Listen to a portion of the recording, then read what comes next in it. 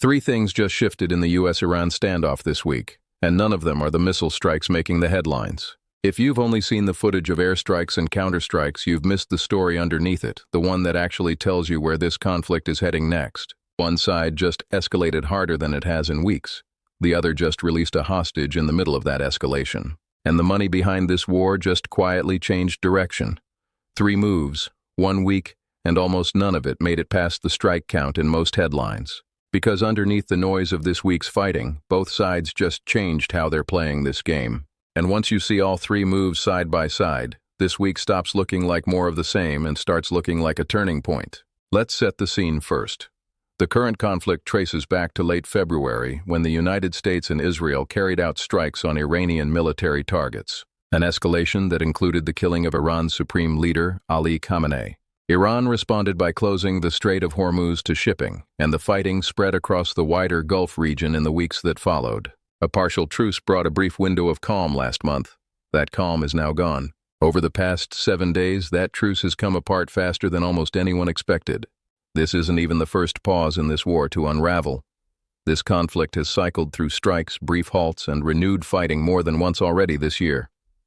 Which is exactly why a single week of movement is worth slowing down for instead of scrolling past it. And 3 specific developments explain exactly why this particular week looks different from the ones before it. The first shift is the sheer scale of the fighting. According to CNN, U.S. forces carried out a 3rd round of strikes this week, hitting roughly 140 Iranian military targets after Iran fired on a Cyprus-flagged container ship transiting the Strait of Hormuz and declared the waterway closed. Iran's Islamic Revolutionary Guard Corps said it fired a warning shot at a vessel it accused of using an unauthorized route, framing the incident as a response to what it called outside interference from foreign powers. Iran answered with strikes on American military installations across 5 countries: Kuwait, Bahrain, Jordan, Oman, and Qatar, according to reporting from CNBC.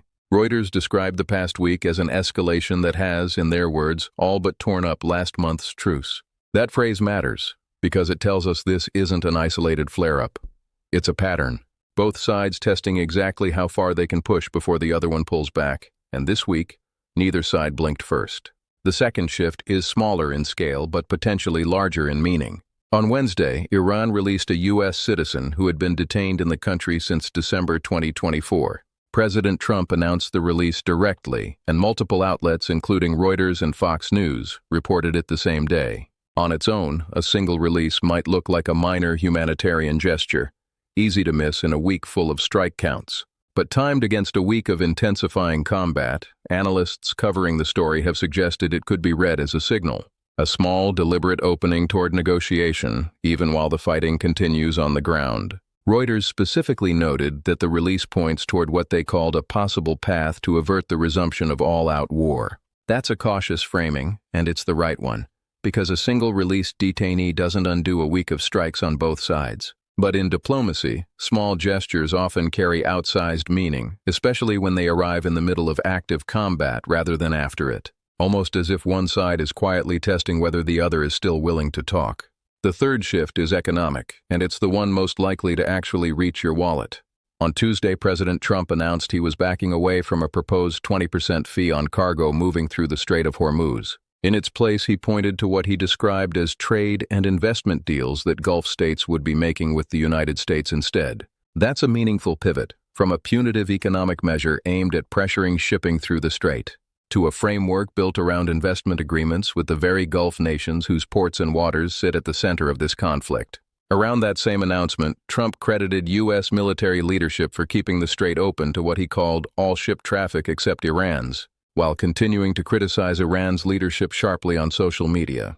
At the same time, CNBC reported that oil prices jumped as the latest cycle of attacks and counterattacks renewed fears of further disruption. The strait typically carries somewhere between 1/5 and 1/4 of the world's seaborne oil trade, depending on the source. So even a partial slowdown there ripples outward into global prices within days, not weeks. Now here's where the two sides don't agree, and it matters that we say so plainly instead of picking one version to repeat as fact.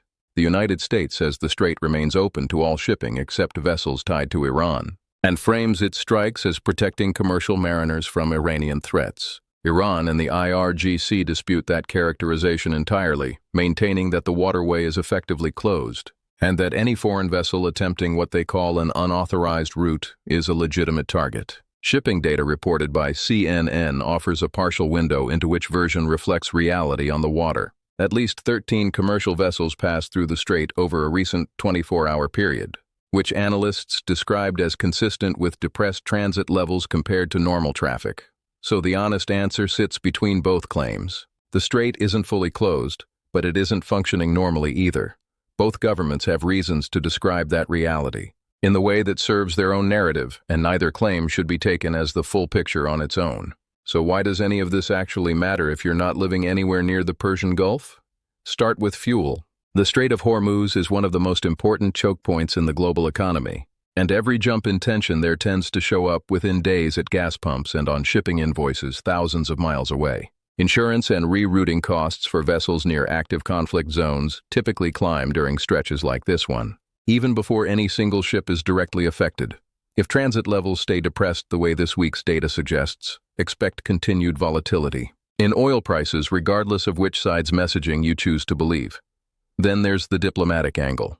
Vice President J.D. Vance said this week that the asymmetric threat Iran poses in the strait can't be solved by airstrikes alone, arguing that the conflict ultimately has to be resolved through talks rather than continued bombing. And he separately ruled out sending American ground troops into Iran to force a change in government there. That's a notably different tone from the strikes themselves, and it suggests there's real internal debate inside the U.S. administration. And finally, there's the human cost that rarely makes the top of the headline but shapes how this conflict is remembered.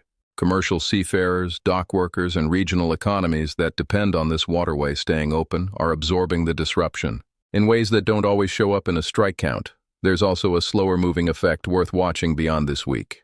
Markets tied to defense and energy tend to react to weeks like this one, and that reaction can outlast the news cycle that caused it, shaping investment and pricing decisions long after the headlines move on. So where does this go from here? A few scenarios are worth watching, and none of them should be treated as certain, because this situation has shifted direction more than once already this year. One possibility is that this week's escalation keeps building, with both sides trading strikes faster than diplomatic channels can keep pace, pushing the region back toward sustained conflict. If that happens, expect shipping disruptions and oil price swings to deepen rather than ease. A second possibility is that the detainee release turns out to be exactly what some analysts hope it is, a genuine opening that indirect negotiations can build on, even if the fighting doesn't stop immediately. Under this scenario, further releases could follow. A third, and maybe the most realistic middle path, is that this pattern simply continues for now. Intermittent strikes, conflicting claims about the strait's status, and a global economy absorbing the uncertainty in the background. Which of these plays out likely depends less on what happens in the strait itself and more on what happens in rooms far away from it. What's clear right now is that this week didn't just add more strikes to an already long conflict. It added new information about how both sides are behaving under pressure. One side escalating militarily while also releasing a detainee, the other pivoting its economic strategy while still contesting basic facts about the waterway at the center of it all. That combination of signals is usually more revealing than either side's public statements alone, and it's exactly the kind of detail that gets buried under bigger, louder headlines about explosions and body counts. This channel will keep tracking how these three threads develop because, in a story moving this fast, the details can end up mattering more. That's the entire point of covering this conflict as analysis rather than a race to publish first. The strike counts will always be there, but the shifts underneath them are what actually tell you where this is going. If you want that kind of tracking delivered without the noise, this is the place for it. So consider subscribing, and we'll keep breaking down what's actually shifting, one verified development at a time.